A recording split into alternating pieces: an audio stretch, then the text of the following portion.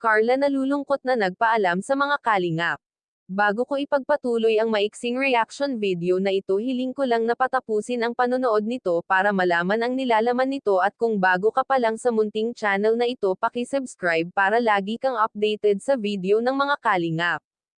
At pakisuportahan natin ang ama ng kalingap na si Val Santos, matubang Ate Edna Vlog at si Kalingap Rab. Isang mapagpalang araw sa inyong lahat mga kalingap, at shoutout nga pala sa patuloy na sumusuporta sa aking YouTube channel, lalong-lalo na sa mga viewers natin na walang sawang nanonood at sumusuporta. Salamat. Pag-alis ni Carla papuntang Daet, labis na nalungkot ang K-Boys.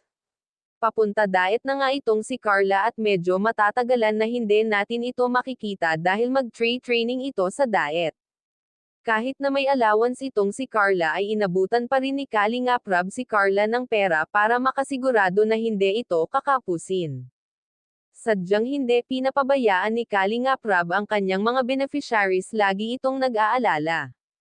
Para siya ang pangalawang magulang ng mga beneficiaries. Kaya naman ay sobra-sobra ang pasasalamat ni Carla dito, at nahihiya nga itong tumanggap ng binigay ni Kalingap Rab, at meron pa naman daw siyang pera.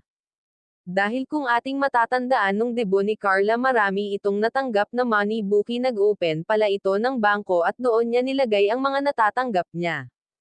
Kaya kahit papaano ay may pera talaga si Carla. Jomar may inuper kay Carla na kung nahihirapan ito sa diet ay sabihin lang nito, at nakahanda siya na ihatid sundo na lang si Carla sa diet. Ngunit tumanggi na si Carla, at baka raw ay makakaabala pa siya, at saka 2 weeks lang naman ang training niya at kaya na niya ang kanyang sarili. Ayaw daw niya na abalahin pa si Jomar, at pagod na rin sa kanyang pag-i-scout. Sana po ay nagustuhan nyo ang update ko mga kalingap. Hanggang dito na lang ang update ko mga kalingap. Maraming salamat at God bless sa inyong lahat.